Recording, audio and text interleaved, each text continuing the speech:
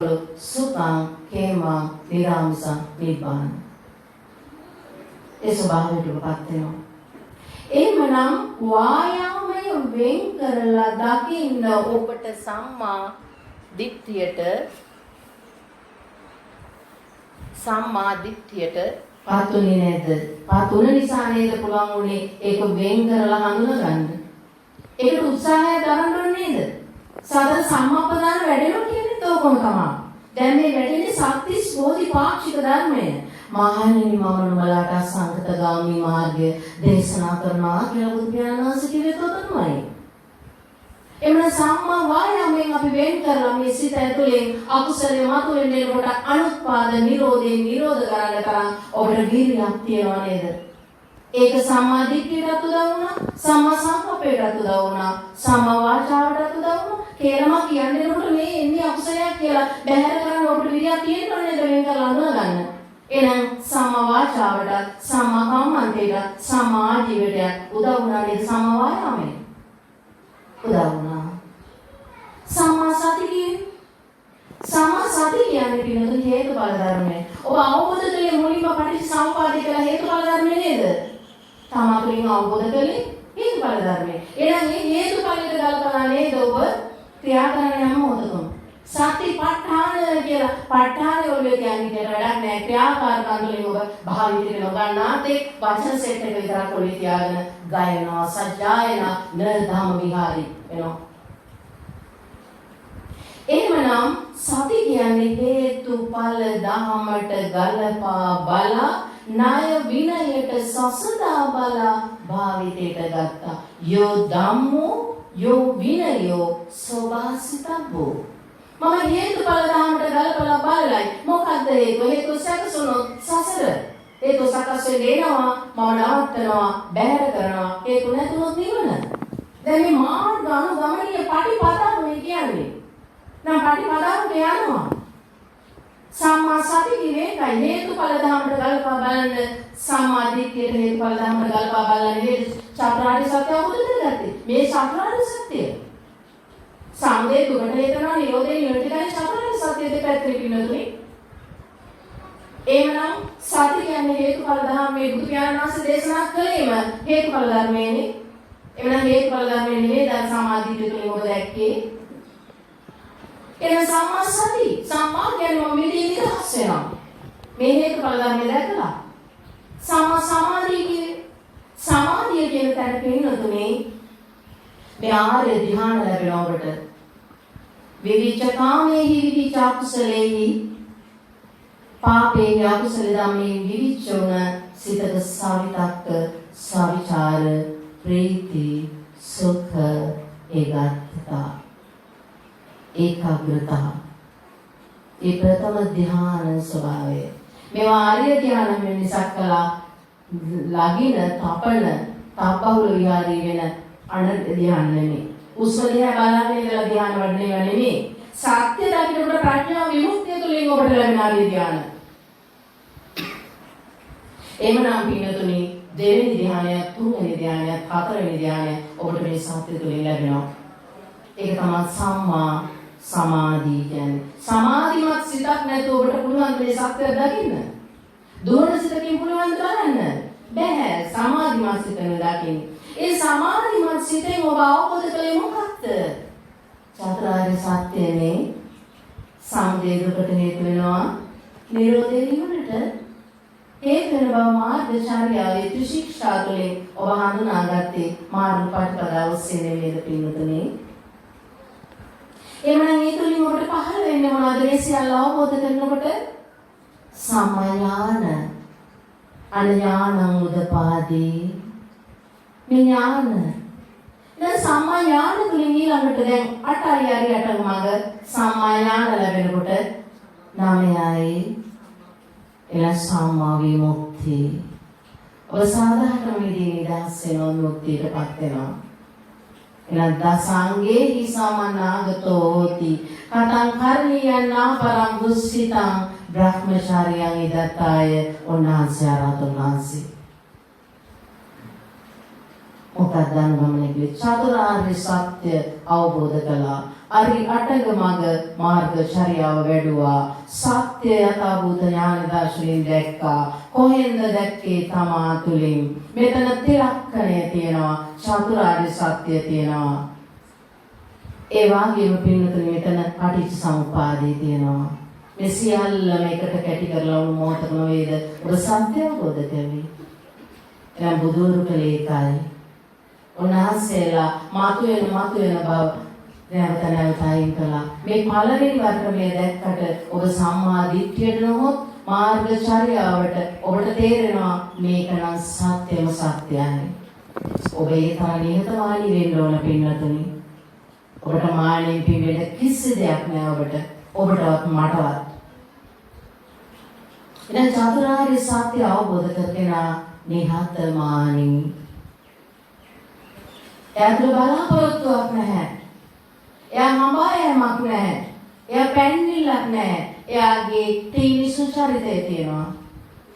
ත්‍රිවිධ සංඛාරය පාරිශුද්ධයි. ඒතර බුදු පියාණන් වහන්සේගෙන් කොණ්ඩලිය කියන බ්‍රාහ්මණය අහනවා ඉදම් කෝපන භාගවතේ නැත්නම් ගෞතමයන් වහන්සේ කෙනම් සොයකේ වාසය කරන්නේද? විචා විමුක්ති පලානි සංසෝයිද කුණ්ඩලිය. කුණ්ඩලි බ්‍රාහ්මණය විචා විමුක්ති සොයෙන් ගත කරනවා. මොකක්ද විචා විමුක්තිය? අවිද්‍යාවෙන් තණ්හාවෙන් බැඳෙන සසර ගමනක් යන ගමනින් මම නිදහස් වුණා. අවිද්‍යාව විද්‍යාව වුණා. විද්‍යාව උදපාටි වුණා. විචා විමුක්තිය කියන්නේ මම සියලු තණ්හාවෙන් සිඳ බිඳ දමලා මිදි නිදහස් වුණා විමුක්තියටපත් වුණා. එහෙනම් මම විචා විමුක්ති සොයෙන් ගත කරනවා කියලා බුදුහාමුදුරුවෝ දේශනා කරනවා. උන්වහන්සේගෙන් අහන ආයමත් මේ කුණ්ඩලිය ආයමත් අහනවා විචා විමුක්තියටපත් උනේ කොහොමද? එතකොට උන්වහන්සේ දේශනා කරනවා සප්ත බොජ්ජංගා පරිපූර්ණති. මේ බෝධියේ සුසු අංග ටික මම පරිපූර්ණ කළා. මොකක්ද මුල් මේක? සති සම්බොජ්ජංගේ. එහෙනම් සති කියන්නේ සතිපට්ඨාන ඒකායනෝ යම් විකේ සත්තාන විමුක්තිය. නේද මාර්ගය විමුක්තිය සතිපට්ඨාන සති සම්බොජ්ජංගේ පූර්ණ වෙනකොට ධම්ම විජය, විරිය, ප්‍රීති, පස්සද්ධි උපේක්ඛා කියන්නේ බුද්ධාංග පූර්ණ වෙන සමාධි උපේක්ඛා. මේ අංග ටික පූර්ණ වෙනවා. උන්වහන්සේ කියන මේ අංග පූර්ණ වෙනවා. ඒ නිසා මම විචාර විමුක්තියටපත් වෙනවා කියලා. එහෙනම් බොජ්ජංග වැඩි මේක කරපුවාමද මොකද ඔබ වහන්සේ අනුගමනය කළ ප්‍රතිපදාව? බොජ්ජංග පූර්ණ වෙන්නේ. සතර සතිපට්ඨාන පරිපූර්ණෙන්දී සත්ත බොජ්ජංගා පරිපූර්ණෙන්දී. එහෙනම් සතර සතිපට්ඨානය කියලා අපි කිව්ව මොකද්ද පින්නතුනි? අපි වචන ටික ඔළුවේ තියාගෙන හොයාගෙන යනවා. නිරුක්තිය ඔස්සේ. ඔබට නිරුක්තිය හොයනකොටම ඇරිලා ඉවරයි. ඔබට මොකක්වත් හම්බෙන්නේ නැහැ. මේ පුංචි දේ ඔබ තුලින් දැකලා ඔබේ ජීවිතයට ඔබ ගල්පාගෙන මේ සසර දුකින් මිදී නිදහස් වෙන්න උත්සාහ කරනවා විනා මේ ධර්මයේ දන්නේ නැත්නම් ඇති තාක්කල් අහන්න. හැබැයි ඔය අහගත්තාට පස්සේ ඔබට තවත් අවශ්‍ය වෙන්නේ නැහැ. ඔබට මාර්ගචර්යාව යන්න පුළුවන්. ගැටලු දැන් අහලා විසඳ ගන්නව පමණයි ඔබ තියෙන්නේ. ඔබට ටිකක් දැනගන්නකොට ලෝකයට දෙන්න හිතනවා. නමුත් ඔබ පරිපූර්ණ වෙලා ලෝකයට දෙන්න. එහෙම නැත්නම් යම් තරමකට කඩේමක් පැන්න කෙනෙක් ලෝකයට දෙන්න. ඒක තමයි මාර්ගඵල කියන්නේ. ඒ අවබෝධයක් නැතුව කිසිදාක කටපාඩම් කෙනෙකුට යමක් දුන්නට පරතෝගෝෂ ප්‍රත්‍යක් ලැබෙන්නේ නැහැ. එහෙනම් බුදු පියාණන් වහන්සේ කියන සතිපට්ඨාන පරිපූර්ණති සප්තබොජ්ජංගා පරිපූර්ණති කියලා. දැන් සතිපට්ඨානේ පරිපූර්ණති වෙන්න මොකද කළේ? ඔන්නේ අපි මුලින් කියපු දේ තමයි. කායේ කායානුපස්සී විරති ආතාපි සම්පජානෝ සතිමාවිනේ ලෝකේ අභිජ්ජා දෝමනසං කියන ස්වභාවය. ඇතුළන්ති ක්‍රියාවලිය අවබෝධ කෙරෙන්නේ. දැන් සතිපට්ඨානේ පූර්ණ නැහැ පින්නතුනි සමුදය නිරෝධ කරනකොට තමන්ගේ හිතේ අකුසලයේ පැත්තට බර වෙන සිතුවිලි උපදින්න එනකොට ඒක දැකලා උපදින මොහොතේම නැවැත්තුවෝ බැහැර කළොත් මේක කටපදාවක් නේ. එතකොට බැහැර කළොත් දිගින් දිගට කළොත් මේක පටාන වෙන්නේ නැද්ද? පටාන වෙනවා. ඒ තුන පිළිගනවා අපි. ඒක තමයි සතිපට්ඨාන කියන්නේ. අර කරපු හේතුඵල ධර්මයට ගලපා බැලීමේ ක්‍රියාවලිය පුහුණු වෙනවානේ ඔබ. ඉතින් පුහුණුවක් නැතුව කොහොමද යමක් කරන්නේ? ඔබ පුහුණුනේ මොනවටද අපි හැමෝම සංසාරේ? සතිපට්ඨානෙ නෙමෙයි. එකතු කරන්න මම වගේ කියලා එකතු කරගන්න. ඕනෝ ලෝකෝ අතීතෝ තණ්හා දාසයෝ. එවනම් අපි පුරුදු පුහුණුනේ සංසාර ගමනක් ගියේ ඕනෝ ලෝකෝ. ඕනෝ ලෝකෝ අතීතෝ තණ්හා දාසයෝ. අපේ ලෝකේ හැමතිස්සෙම ඕනයි පින්නතුනි මට ඕන. මොනකෝ? ඇසින් කනින් නාසයෙන් දිවෙන් කයින් මනෙන් සංකල්පණය වීමේ කුමක් කොමට ඕනේ? එළඟ තණ්හාව සමග හැමතිස්සෙම ඔබේ සිත ක්‍රියාත්මක වෙනවා. දෙයක් තියෙනවා. ඔබට ඒකෝ වෙන්න බෑ. ඔබ එක පැත්තකට පනින්නේ නැහැ. නිබ්බානගාමී පැත්තක ඔබට දිත්‍යක් තියෙනවා. දිත්‍යක් තියෙන තාක්කල් ඔබේ සිත තණ්හාව සමග සසර සමග ඔබේ සිත ක්‍රියාත්මක වෙනවා. හොඳට බලන්න මේක දකින්න පුළුවන් පඤ්ඤාවන් තස්සයන් ධම්මෝ නයන් ධම්මෝ දුප්පඤ්ඤාස. මේ ලෝකේ නිපිට ගන්න පාස්තික තරන් සත්‍ය සසරෙන් නිදහස් වෙනවා. අනිසියලෝ සසර වෙනවා. මගේ උදාහරණය තමයි අපි යම් කිසි දෝනාවකින් කූඩේකට පස් කූඩයක් මැණික් පතලකින් කපලා ගත්තට ඒකේ පස් කූඩයක් පිරලා තියෙනවා. අපි සෝදලා බලපුවම මැණික් ඇට තියෙන කීයද? එකයි නැත්නම් දෙකයි. අන්න නිවනට අනිත් ඔක්කොම වලට. එහෙනම් පැවැත්ම සහ නැවැත්ම. ඒ වගේ තමයි මේ ලෝකේ. මිනිස්සුන්ට උවමනාවක් නැහැ පින්නත නිවන අවබෝධ කරගන්න හැමෝටම. එහෙමනම් දැන් බුදු පියාණන් වහන්සේ සතිපට්ඨානය කියලා කිව්වේ මෙන්න මේ සිතේ උපදින සමුදය නිරෝධ කරනවා. සමුදය උපදිනවා ඒක හඳුනා ගන්නවා. මේ සසරට හේතුවයි මගේ හිත තුලින් උපදින්නේ. සසරට හේතු තුනයි රාග දේශ මොහ තේසං හේතුං තථාගතෝ තේසංචයෝ නිරෝධෝ. එනම් මේ නිරෝධ කළ යුතුයි. කළ හැකි මට මම කරනවා. කරලා අවසන් කරනවා.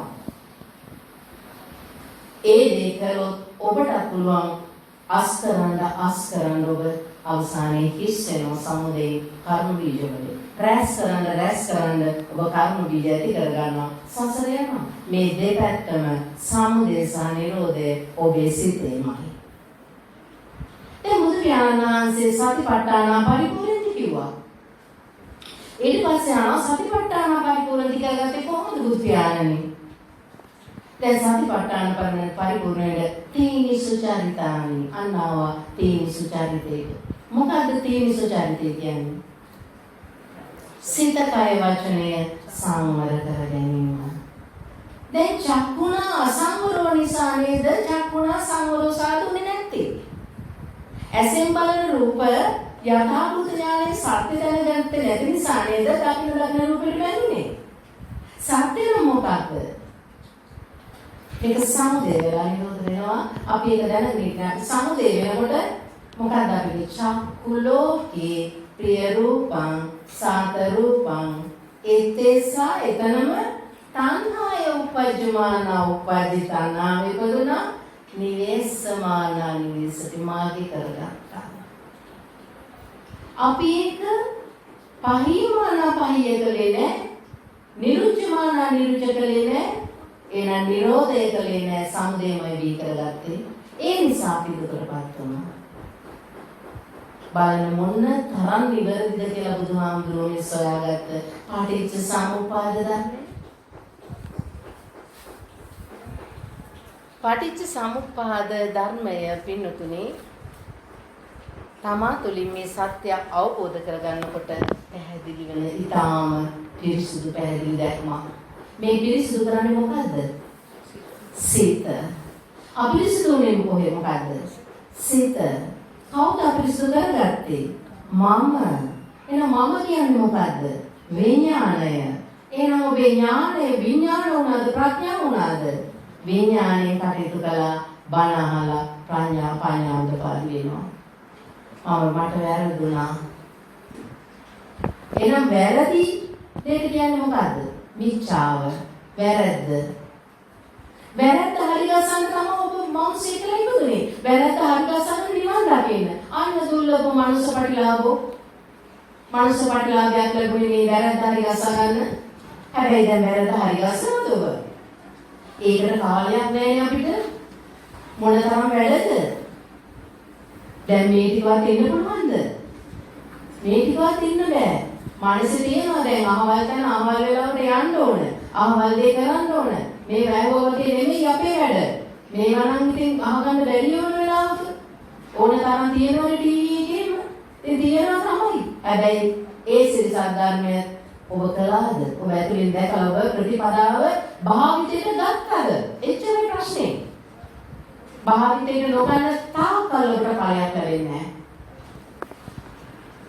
භාවිතයට ගන්නකොටයි ඔබ සංවර වෙන්නේ, සංසුන් වෙන්නේ, ඒ වගේම සම්මා වෙන්නේ, නිදහස් වෙන්නේ භාවිතයට. ඔබේ හිතට දැනෙනවා පිළිතුරේ මම නිදහස් වෙලාය කියලා හැඟීම. මගේ සිතේ ඉස්සර වාගේ බැඳීම් ඉන්නේ නෑනේ. මට මේ කොයි තරම් රූප දැක්කත් මට බලාපොරොත්තුවක් ඇති වෙන්නේ නෑ. ඒ අනුගමනීය ප්‍රතිපදාව අනුගමනය කරපු කෙනෙක් ගැන කියනවා විනා මේ පුතග්ජන සත්‍ය ගැන කියනවා නෙමෙයි. එයාට තේරෙනවා දැන් මේ ප්‍රතිපදාව අනුගමනය කළ කෙනාට මම ඉස්සර මෙහිමයි දැන් මෙහිමයි. අඟුලිමාලත් එක කරා හිතන්න එපා. කසන්දරෙන්ද ළමයි හම්බ වෙලා මේ නිවන් දකින්න බැරි කමක් එහෙම නැහැ. මේ ස්ත්‍රියට බෑ මේ පුරුෂයාට විතරයි පුළුවන් කියන එකක් හිතා ගන්න එපා. බුදුහාමුදුරන්ට ස්ත්‍රී පුරුෂ ભેදයක් නැහැ නිවනට. ඒක හොඳටම තේරුම් ගන්න. බුදු පියාණන් වහන්සේලා සිවණ පිරිසක් හිටියා. මහණ මේන උපාසක උපාසිකා. දැන් කාලේ ඉන්නේ මහණ විතරනේ. නෑ සිවණ පිරිසක් හිටියා තුන් පැත්ත කපලා දාලා. මහණ විතරයි. හැබැයි මහණද? හොඳට බලන්න. බුදුහාමුදුරුවෝ කිව්ව දේ කරලා භාවිතා කරනවද? හොඳට බලන්න. ඒ වගේ මම කතා කරන්නේ නැහැ. ඔබේ සිත ඔබ ගමනය කරගන්න. මට කියලා දෙන්න ඕනේ ඉච්චරයි. අපේ බාහිර ලෝකයට ඇඟිල්ල දික් කරන්න ඕනේ. ඒ දික් කරන තාක්කල් අපේ සිතයි අපිරිසිදු වෙන්නේ. එහෙනම් තමා මොහෙන් අන්ධ වෙලා බාහිර ලෝකෙට දොස් කියන්න අපිට කිසිසේත්ම බෑ. එහෙම කියනවා නම් යාළුවෝ සීලයකුත් නැහැ, ප්‍රඥාවකුත් නැහැ, සමාධියකුත් නැහැ. ඔබට මේ ප්‍රතිපාදයේ මේ ක්‍රියාව මේ අනුගමනය ප්‍රතිපදාව කරනකොට පින්නතුනේ අවසානයේදී ලැබෙන ඵලය තමයි විචා විමුක්තිය. එවන බුදු පියාණන් වහන්සේ තීන සුචරිතය කියලා අතන කිව්වේ තීන සුචරිතයේ සිත කය වචන යන පිටොරින් නේද වැරදි වෙන්නේ. අපි ඒකනේ කායේන වාචා චිත්තේන පමාදේන මායකතං වාචා චිත්තේන කායේන වාචා චිත්තේන සිත කය වචනේ තුනෙන් වැරදක් වුණා නම් මට සමා වෙන්න. කාගෙන්ද? බුදු පියාණන් වහන්සේලාගෙන්, බුදු පසේ බුදු මහරහතුන් වහන්සේලාගෙන්, සිවණ පිරිසකින්. එහෙමනම් සිරිසත් ධර්මයෙන් සමාව ගන්න ඕන. ඒ වගේම ආර්ය මහා සංඝරත්නය මේ තුන් දෙනාගෙන තමයි තෙරුවන් කියන මේ තුනේ තමයි අපි සිතින් කයින් වචනේ වරදක් වුණා සමාව ගන්න. එහෙමනම් පින්වතුනි මේ තීන සුචරිතය කියන එකේදී සිත, කය, වචනය යන තිදොරින් නේද කර්ම රැස් වෙන්නේ. ඇයි අපි හිතන විදිහ වැරදි නම් කර්ම රැස් වෙනවා, කියන විදිහ වැරදි නම් කර්ම රැස් වෙනවා, ක්‍රියාව වැරදි නම් කර්ම රැස් වෙනවා. එහෙනම් මේ තිදොරින්ම කර්ම රැස් නොවෙනකොට කම්මක්ඛය වෙනකොට මේ තුනම සංවරයි නේද?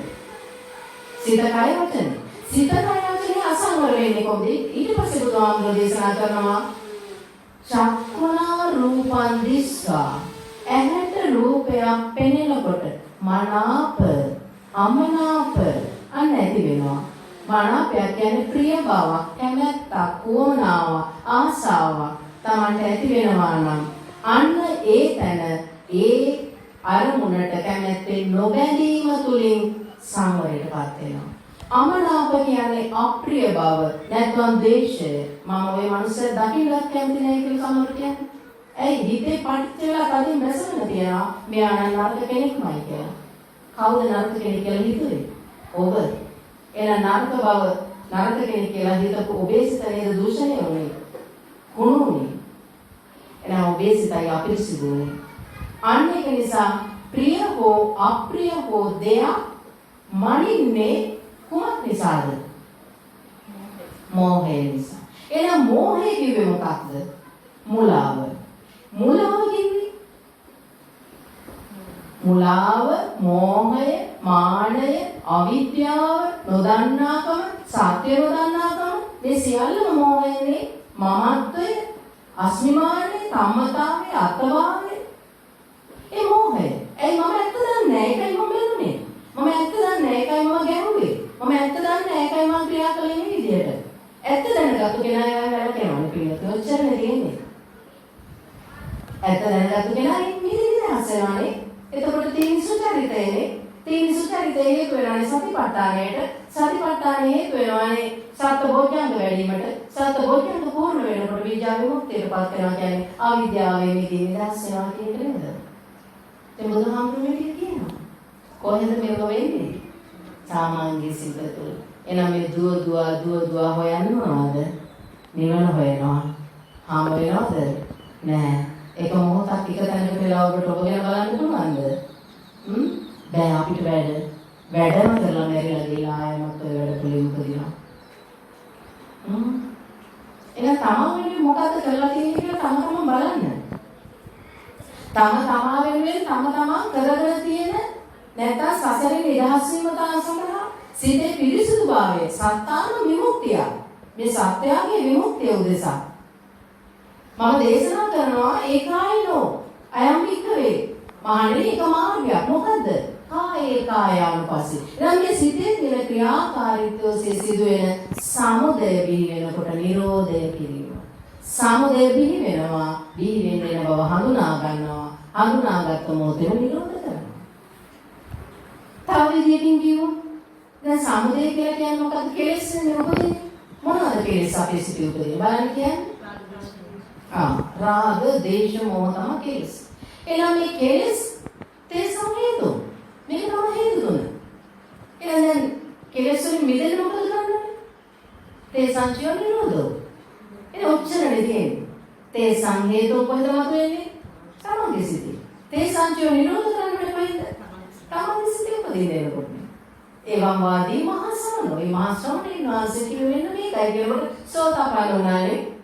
අපිට බලන්න වෙනවාද කියලා. එන්නා පිළිතුරේ මෙතෙක් සාදුකාරයක් පවත්වන්න. මෙතෙක් කියලා දේශනා කළේ පිළිතුරේ ඔබට සිරි සද්ධර්මයයි. තථාගතයන් වහන්සේ බුදු මූලයේදී අවබෝධ කළා වූ ඒ සිරි සද්ධර්මයයි. ඔබට කල යුත්තේ ජීවිතයේදී ඔබ තුළින් මේ සමුදය බිහි වෙන හැටි දැක ඒ මොහොතේම ඒ සමුදය නිරෝධ කළ යුතුයි. සමුදය නිරෝධ කිරීමෙන් ඔබට නිරෝධය තුළම නිරෝධයටපත් වෙන්න පුළුවන් වෙනවා. ඒ නිරෝධය නිවනටයි. නිරෝධය කියන්නේ නිවනයි. ඒ එක මාර්ගචර්යාව තමයි සීල සමාධි ප්‍රඥා කියන හරියටම මඟ. මේ සියල්ල එකවර පූර්ණ වෙලා ඔබට මේ සත්‍ය ඥානෙ නැත්නම් මේ යථාභූත ඥාන දර්ශනය ඔබට අවබෝධ වෙනවා. ඔබ මේ සත්‍ය වශයෙන් ඔබ තුළින් දැක්කොත් ඔබ කවදාවත් යලි සංසාර බන්ධනයකට බැඳෙන්නේ නැහැ. ඔබට තේරුම් ගන්නවා මේ ධර්මයේ සත්‍යයි මාතුලින් මම දැක්කා කියන තැන ඔබ දැනගත්තට ඒක වෙන්නේ නැහැ. ඥානතෝ එකක් පස්සතෝ එකක්. බුදු පියාණන් වහන්සේ දේශනා කරනවා ඥානතෝ අහං භික්ඛවේ පස්සතෝ ආස්වානං කයං වදාමි. මම මේක ආසවතේ කරන්න කියන්නේ මේක දැකගත්තු අයටයි. කොහොමද දැකගත්තු අයටද? කින ඥානතෝ පස්සතෝ. එහෙනම් මොකක් දැනගත්තු මොකක් දැකගත්තු කෙනාටද? යෝනිසෝ මනසිකාරෝත ධම්මේ පජානාති. අයෝනිසෝ මනසිකාරෝත ධම්මේ පජානාති. යෝනිසෝ කියන්නේ යහපත් පැත්තට සිතුවිලි පැවැත්වීම. අයෝනිසෝ කියන්නේ සසර පැත්තට සිතුවිලි පැවැත්වීම. මේ සියල්ලම සිතුවිලි ජාලයක් පමණයි, වෙන මොනවාක්වත් නැහැ. අපි ඉදර විද්‍යාවෝ තමයි අපේ සසර හොනියන නිර්මාණය වෙන්නේ. ඒක නිසා ඔබට හිතන්න පුළුවන් යහපත් පැත්තට නිවන පැත්තටම ඔබේ තීනි සුචරිත වෙනවා, ඔබේ තිදුරුම් පිරිසිදු වෙනවා. ඒ පිරිසුදුභාවය තුළින් ඔබට පුළුවන් වෙනවා නිබ්බානගාමී වෙන්න. ඔබේ සිත ඇසුරු කළා නම් මේ සසර යන්නේ යම් කිසි විදිහකින් රාග දේශ මොහ කියන මේ අකුසල කෙලෙස්. ඒ කෙලෙස් උපදින තැනම මරා දැරීමට කියනවා මරණානුස්සතිය කියලා. ඒකට හේතු වෙන්නේ අනිච්චං දුක්ඛං විපරිණාම ධම්මං කියන දැක්ම. අනිච්චං කියවේ අපි කැමැත්තෙම තමයි අපි මෙතුළු බැඳෙන්නේ. ඒ කැමැත්ත තමයි අපේ මූලිකම මෝහය කියලා කියන්නේ. මෝහය කියන්නේ සත්‍ය නොදන්නාකම. මෝහයේදී අපිට පේන අයමක් තියෙන බව. ඒක තමයි අපේ සංසාර හුරු පුරුද්ද. තියෙන දෙයකයි අපි ඇලෙන්නේ, තියෙන දෙයකයි අපි ගැටෙන්නේ. යමුත් මේ ලෝකේ කිසිවක් තියනවාද? උපදින සිතේ මොහොතේ නිරුද්ධ වෙලා යනවා නම් හැදෙන මේ අපේ ශරීරය නැත්නම් මේ රූපය මොහොතින් මොහොත බිඳි බිඳි නැති වී විනාශ වෙලා යනවා නම් විපරිණාමයටපත් වෙලා යනවා. ඔබට අයිති දෙයක් තියෙනවද රූපේ? රූපේ මමයි කිව්වේ අඥානවන්තකම නිසා නේද? එහෙනම් රූපයත් ඔබට අයිති නෑ නේද? ඔබේ හුස්ම පොදවත් ඔබට අයිතිද? ඔබට හුස්මවත් අයිති නෑ. කාගෙන්ද හුස්ම ගන්නෙ? මේ සෝභාදාමී. සෝභාදාමී හුස්ම ටික අරගෙන සෝභාදාමට අපිරිසුදු කරලා දානවා. ආයෙමත් සෝභාදාම පිරිසුදු කරලා ඔබට ඇතුළට පිරිසුදු වාතය දෙනවා. ඔබ අපිරිසුදු කරලා එළියට දානවා. නමුත් මේ හුස්ම ඔබද? මමද? මගේද?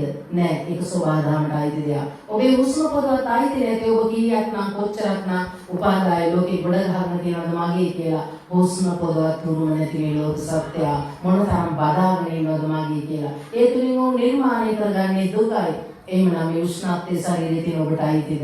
ඒකත් කවුද ගන්නේ අවසානයේදී? ඒකත් වාතලයට යනවා. වාතලයේම අපට සීතල උෂ්ණ දැනෙනවා. වෙනදා රස්නේ අද සීතලයි. මේක අපට දැනීමක් පමණයි. දැනගන්නේ සිතයි. ඒ සිතතම නිරුද්ධ වෙනවා. ඒ වගේම එහෙමනම් ඔබේ මේ ඉතිරි මේ ඝන වූ ස්වභාවයේ රූපයට මොකද වෙන්නේ? ඒ ගල් වෙනවා මොහොතකින්. ඒ පාටක ස්වභාවයටපත් වෙනවා. ඒක තව මොහොතකින් මොකද දියා වෙලා කුණු වෙලා වැగిරලා යනවා. ඒක කොහටදයි වෙන්නේ? ඒකත් පසටයි තියෙනවා. එහෙනම් ඔබට මොනවදයි රූපේ? ඔබ මහා ගාම්භීරත්වයෙන් පාට කරලා හැඩකවලා සරසලා මාගේ කියලා මාන්නේකින් පුම්බගෙන ඔය දක්කාගෙන යන කුණපේ කාටදයි? ඔය දක්කාගෙන යන කුණපේ ඇති සෝභාදාමට. ඔබ මමත්වයක් හදාගෙන දුක් විඳිනවා නිර්පරාදී සත්‍ය දැකන ඔබ කවදාවත් මේ ශරීර අවශ්‍යතා ටික සපුරානවා මිසක් කළා මේ ශරීරය තුලින් මමත්වයක් මෝහයක් මුලාවක් ඇති කරගන්නේ. ඇතුළන්තයේ සිට වෙන මේ ශක්තිය ක්‍රියාකාරීත්වයේ පටිච්චසමුපාදයක් විනා හේතුඵල ධර්මතාවයක් විනා ඒක ඔබේද? මේ සිදුවෙන අරමුණු ක්‍රියාකාරීත්වය ඔබේද? ශක්තිය ඔබද? ශක්තිය කියන්නේ මමද? නෑ. ඒ ශක්තියත් උද්‍යාන මාර්ථාංග මාස්සාද ආදීනවත නිස්සාරණං වෙලා යනවා. ඒකත් විපරිණාමයටපත් වෙලා යනවා. එහෙනම් සත්‍යය කීවේ බෙදලා බලපුවාම මේ වත ගත හිත දෙක නෙමෙයිද? එහෙනම් ගතත් දිරලා යනවා වතත් මේ දෙකම සිතත් දිරලා යනවා. ඒක ජායති ජීවිති මීයති කියන ධර්මතාවයට යටත් නැත්නම් ජාති ජරා මරණ කියන තුනට මේ අංග තුනට හිතත් ගොදුරු වෙනවා ගතත් ගොදුරු වෙනවා. මොනවද ඔබටයි මේ තුනේ නිර්මාණය මමත් ඒ පමණයි නේද ඔබට ඉතුරුනේ. එහෙනම් මම කියේ මොකක්ද? විඥානයේ විකෘති ස්වභාවය. ඔබ සසරගෙන යන මාන්නය, මෝහය, මුලාව, නොදන්නාකම, අසරණ බව, අනාථ බව නේද? මෙන්න මේ බෙදලා බලන්න. වත භංග කරලා බලන්න ඔබට මේකේ යථාර්ථය තේරෙයි. අනේක තමයි බුදුවරු මේ භගවතෝ කියන්නේ වත භංග කරලා බලපු නිසා. උන්වහන්සේ දැනගත්ත මේ කිසි දෙයක් මට අයිතියක් නැහැ. මෙතන හේතුඵලයක් පමණයි සිද්ධ වෙන්නේ කියලා. ඒකයි දේශනා කරේ. තේසං හේතුං තේසං ශෝ නිරෝධෝ එවං වාදී මහා සම්මෝ කියලා. එනම් මේ යථාර්ථයට පුළුවන් නාම රූප පරිච්ඡේද ඥානය ඔස්සේ අවබෝධ කරගන්න. කිසිවක් මට අයිති නෑ. නමුත් මම අයිතිකාරයෙක් වුණ වරදට මම සසර ගමනක් යනවා කියන තැන ඔබට දකින්න පුළුවන් නම් ඔබට පුළුවන් වෙන නිබ්බානගාමී වෙන්න. හොඳයි ඔබ සෑම දෙනාටම මේ පුංචි දහම් කරුණු ටික මේ ජීවිතයේදී චතුරාර්ය සත්‍ය ධර්මය අවබෝධ කර ගැනීමට උදව්වක් වේවා, උපකාරයක් වේවා, උපනිශ්‍රේ වේවා. හේතුවා